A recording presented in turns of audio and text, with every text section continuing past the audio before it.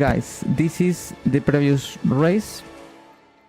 That was the last weekend in Austin in the US Grand Prix. A race that was not started very well, and the second stint, I don't know what happened to me. Everything fell down. This is I started in 19th place on medium tire. This is the race start. I'm just at the back, and the very back of the grid, at this side. This is my Williams. I lost the place with Nico at the start. Look, I almost crashed there. And now at this point, my engineer told me that I overtook illegally some cars by the outside, and I had to let them buy all of them. I gained like 5 places, but unfortunately rules are rules. And here, as you can see, I'm backing off and letting pass all cars I overtook on the start. Shame, but it is what it is.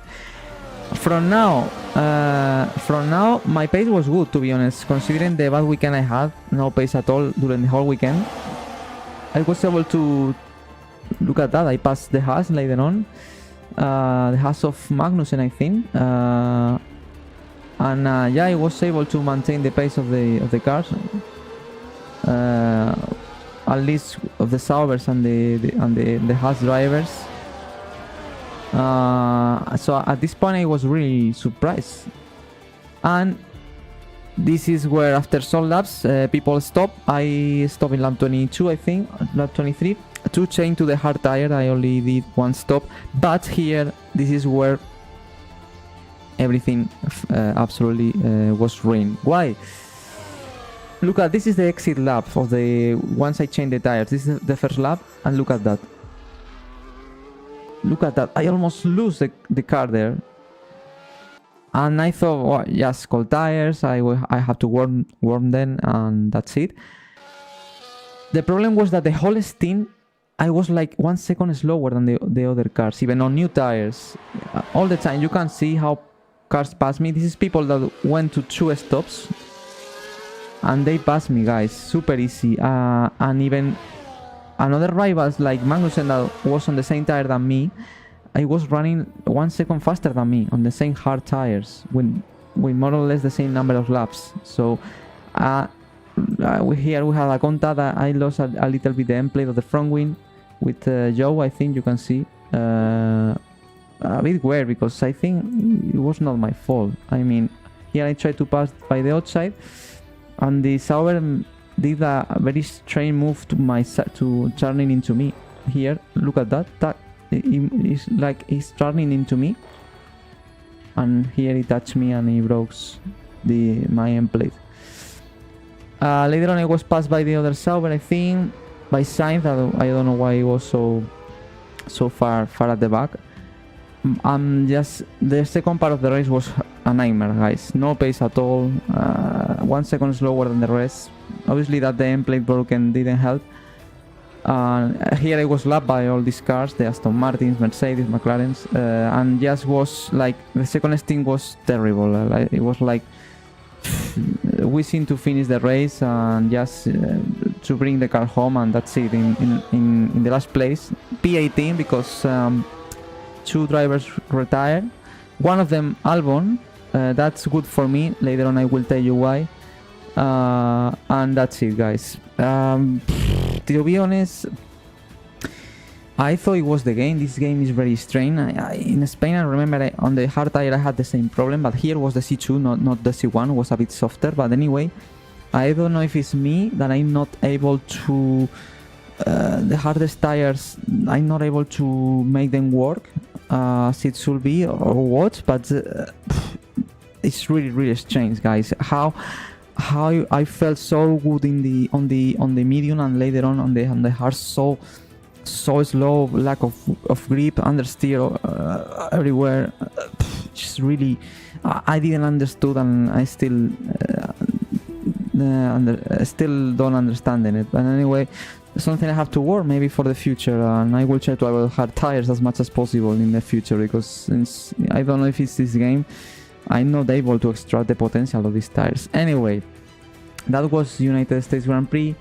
And this weekend is Mexico. Very particular circuit, very strange because it has a lot of corners, but it's like Monza with minimum downforce. Here you reach very high speed, especially in the main straight. That is this one. This is where starts the lap. The first braking is super important.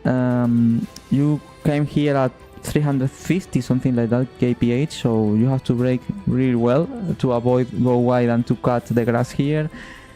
Turn 2 and 3 is really important and critical because you have to attack a lot of the curves. It's super important to attack the curves to gain time and to exit with a good traction, to use the speed in the straight line, the second DRS zone. To turn 4, super slow corner, slower than it looks, so it's easy to go wide because you normally want to brake a little less, but it's important to stop the car in the right moment, to take these 2 corners that are really slow, move to the left, move to the right, and taking this turn 5, taking the curves as well, using traction here. You have to be very cautious with the throttle, avoid wheel spin, very important to avoid overheating the rears. And turn 6 is when I love it because it's a double apex. What I do is to try to open a lot the line and closing it in the last moment and taking this corner as only one, taking the 2 inside apex and going wide to gain traction to this section. And we move on to the fastest section, turn 7, 8, 9, 10 and 11. It's like there are 5 corners, but you have to take it like only one because it's really about to take the flow of the section. It's just about to take very well the inside curve of the 7, maintain the right side and the 8, and later on moving the car to the inside to take turn 9. This is, I don't know if it's flat out, but it's on the limit to be flat out. The grip here is not very nice, I have to say, so be careful with that. And move on to the turn 10 and 11, where you have to try to stay to attack once again the curves as much as possible. Here this section is about to attack the curves as much as possible to gain time. And move on to the last section, the stadium section, which is turn 12. Here is, for me, is the trickiest corner of the track, because it's you have here a big run escape area where is, let's say that you have more margin and you try to risk a bit more the braking, and it's very easy to go wide and to ride on the curve and to lose a lot of time here. And it's very important to take very well the corner, because immediately you have the slowest corner of the track. This is the stadium section, beautiful section where you have here the stadium and all the crowd watching. Turn 13 is really tricky as well because it's mega slow, and you have to turn in the right moment to take properly the curve. And once you exit from 13, this section 14, 15 and 16, it's about rears, guys. You have to be super careful with the acceleration because the rears are overheat, and the grip here is really poor, super easy to spun. So it's about to take the curves of the 14 and 15 to go to the left to check in 16 and 17. That is a corner very critical as well with the grip and the rear, because the rears are super overheating, and you have to accelerate very progressively, very progressively, and to put the foot of the throttle more or less at this point to accelerate and to finish the lap. It's not an easy track. It's not an easy track at all. I really like, but it's really technical, and you have to be very aggressive at the same time with the curves, and at the same time to be very cautious and very conservative with the rears in the second and the third sector to do a very good lap. So interesting circuit. Let's see finally after 3 absolute terrible races for me, terrible weekends, I can come back to the normal speed, guys, and fight for where is Albon in P11, P12, even P10, P9, even 4 points. So here we go. As you can see here, we have some upgrades for Albon from Albon. Let's see if they work, but first of all, let's advance time. No. Okay. Expecting some new developers to come through, but I'm afraid to say that some of them have failed quality control. We're going to need to tell the team what to redevelop via the R&D screen. Okay. Let me check something, guys. That the sun is not. Okay. I think it's okay now. Yes. Let me sync the audio that is a bit synced, please. Just one moment. Okay, now it's okay. My upgrades failed, guys. The upgrades that I said for this weekend failed. It was about tire wear, an upgrade that improved the tire wear. Unfortunately, it won't be available here. Later on, we will check if we have the reshaped combustion chamber. We have no message. Move on to the specialists, guys. This weekend we have reached level 2 in manufacturing spare. That's good. We have not available the last two, so let's set the goals for the weekend. In manufacturing spare we are fighting to reach level 3. That is the last one. Actually we have the second level in manufacturing spare, and I'm a bit depressed or sad because we have 20% upgrades fail reduce, and even with that 20% reduce, our latest upgrade failed, so that's a bit no sense. Anyway, complete 3 sessions without damaging your car or drive 338 kilometers during the race weekend. That means to complete the race basically, or no, including all sessions. So well, anyway, 3 of them are easy. Let's set this one. I'm confident to avoid damage. Wind tunnel engineer. We are very close to reach level 2. We only need 190 points more. 2 goals for this weekend: complete any session with the fastest lap or overtake 6 cars on track in the race, back markers not included. Fastest lap will be difficult, so let's try to do this one. That will be difficult as well anyway. Power unit consultant. Level 1 we are very far away to reach level 2 anyway. We have to keep fighting for it. Goals available: reach a speed of 333.13 kph during the weekend, or use overtake ERS mode for 40 seconds during a race weekend. Let's set this one. And finally we are very close to reach level 2 here.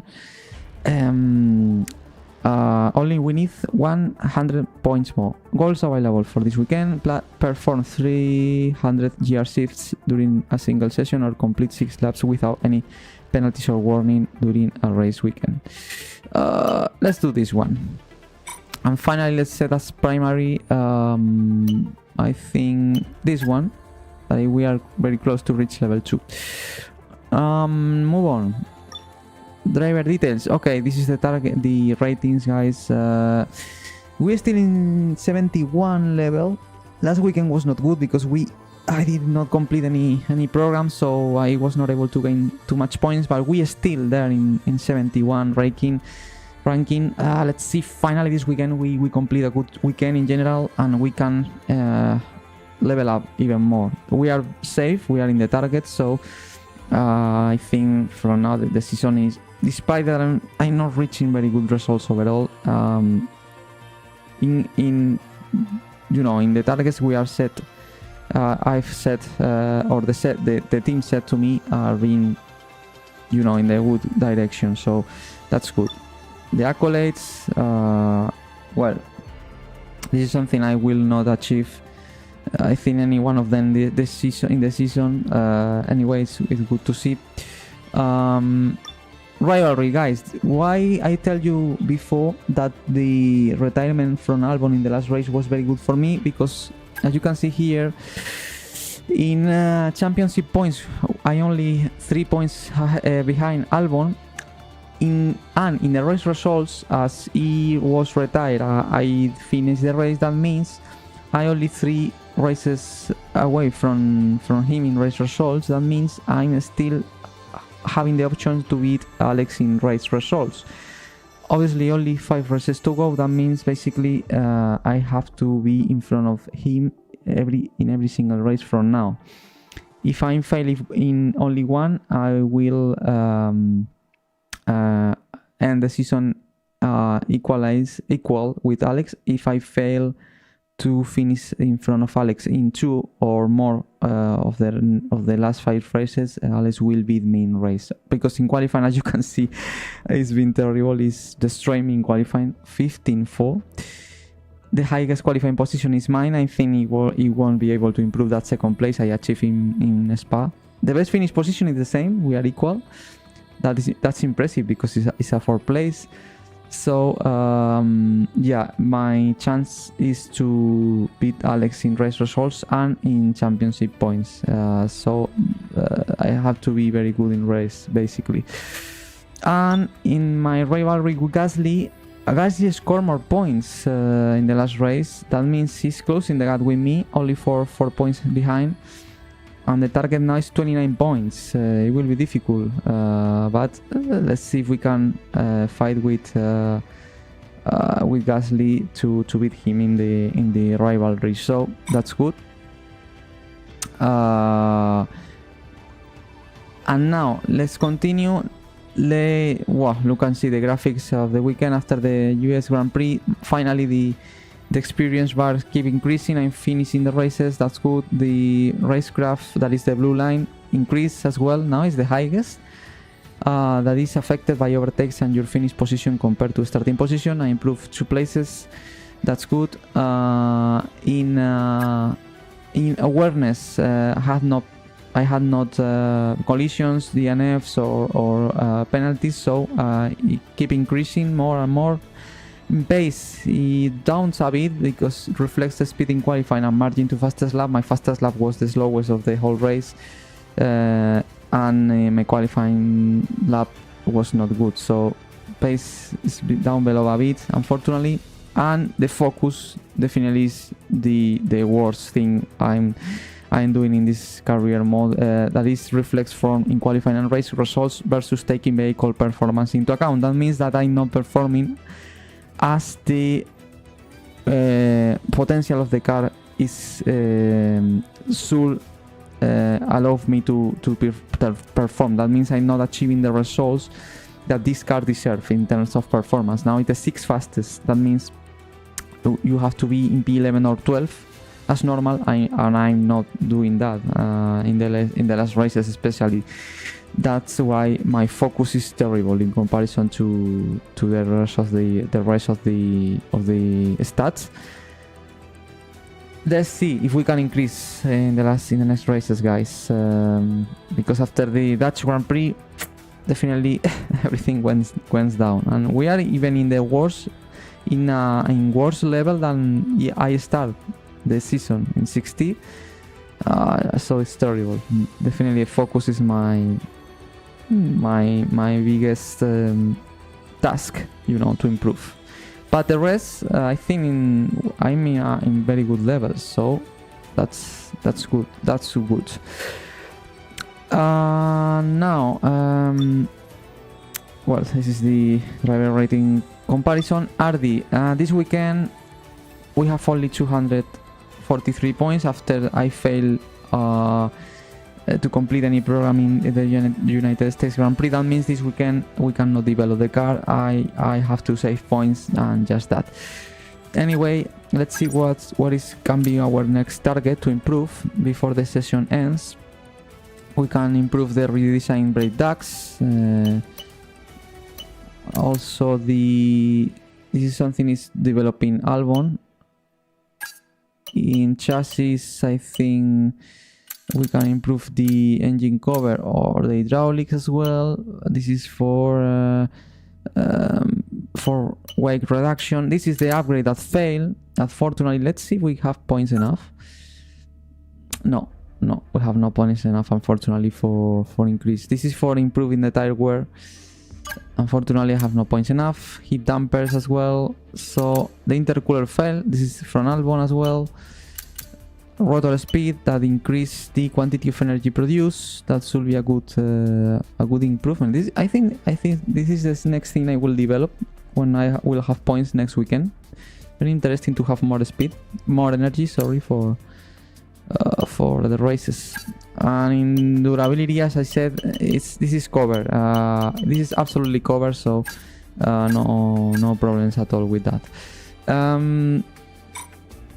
So this weekend, as I said, we have not option to to develop anything. So let's see if we maintain our 6th place in performance, because if RB has Alpine or Sauber improves, they will catch us, and we are a bit far away from the top 5 teams again. Albon, remember, he's trying to develop this, but I think it's not ready for this Grand Prix. Probably for the next one. Sorry.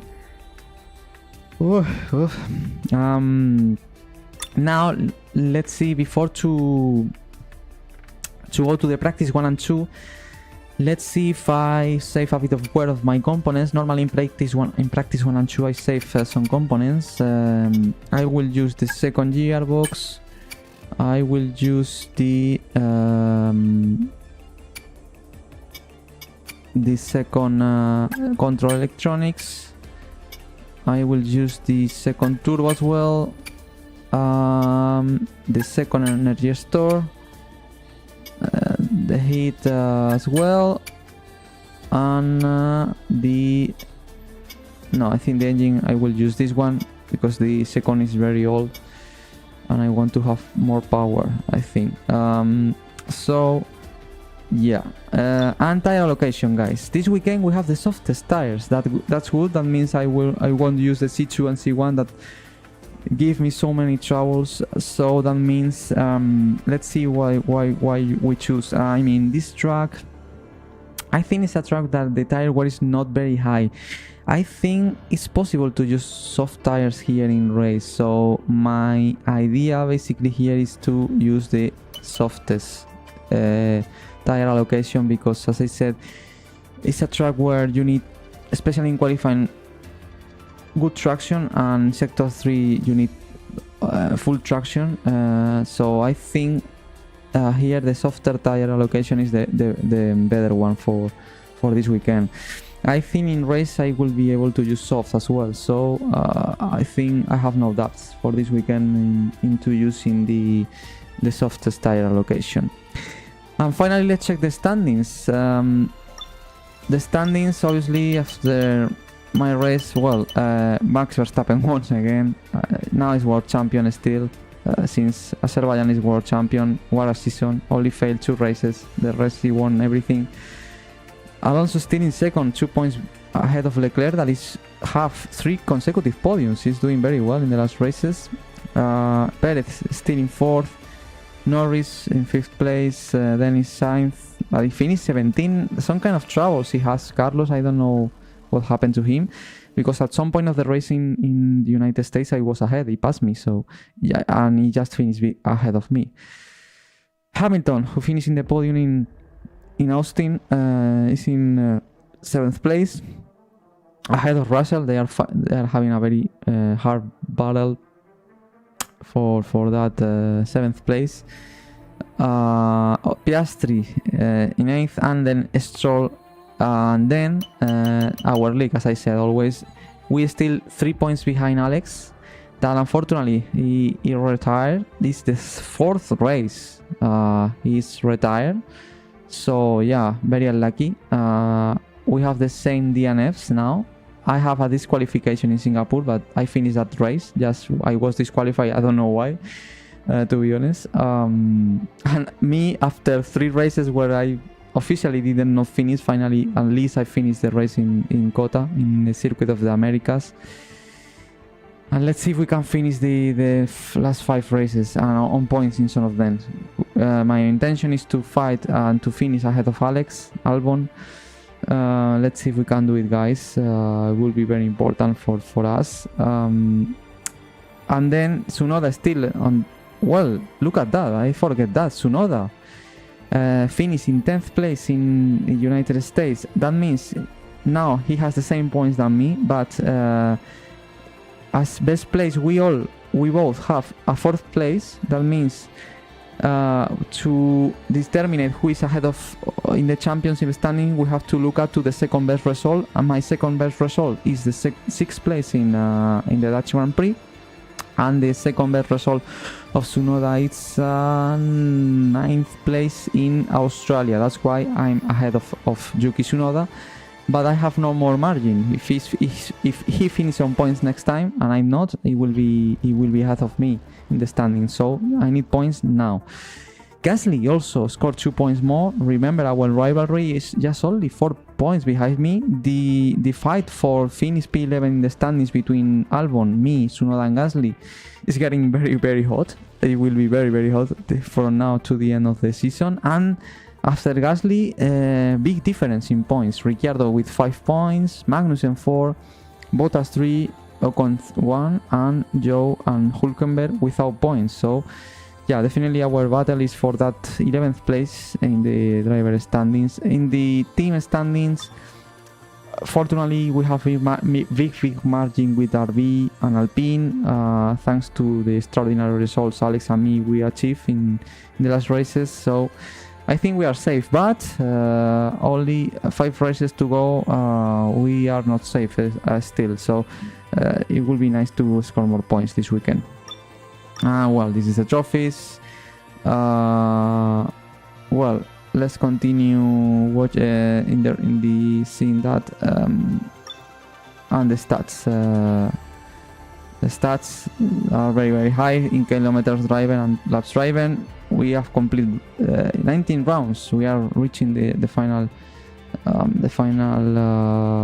races of the season, and now I think everything is ready. Everything is ready for see if the reshaped combustion chamber works. Yes, nice. At least we have an upgrade. Now it's time to go to the race weekend panel. Let's see the weather conditions we will have, and if some teams has improved, have upgrades, and where we are now in performance. So let's go for it. As always, thank you so much for staying here, for watching the streamings, guys. Remember, in 31 minutes I will be racing free practice 1 of the Mexican Car Grand Prix on Twitch, and also later on the second practice session. Let's see what we can do, guys. Let's see. Finally I have a good weekend and I'm competitive in all sessions, you know, guys, because I really need it. Final 5 races. We have to give everything we have to fight for that P11 in the championship. Here we go. Let's go. Let's go.